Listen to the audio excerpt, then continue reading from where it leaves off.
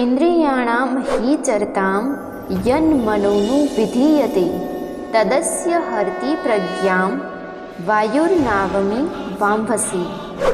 મિત્રો, આ શ્લોકમાં શ્રી કૃષ્ણ સમજાવે છે કે જે રીતે પાણીમાં વહેતી નૌકાને વાયુ ખેંચી જાય છે, તે જ પ્રમાણે વિષયોમાં વિચરતી ઇન્દ્રિયોમાંથી જે ઇન્દ્રિયની સાથે મન રહે છે તે એકલી ઇન્દ્રિય આ અયુક્ત પુરુષની બુદ્ધિને હરી લે છે.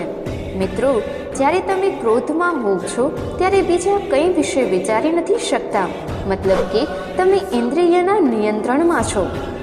આ ઇન્દ્રિયોના નિયંત્રણમાંથી નીકળીને એને તમારા નિયંત્રણમાં રાખો, પછી જુઓ તમારા માટે કંઈ પણ અસંભવ નહીં રહે.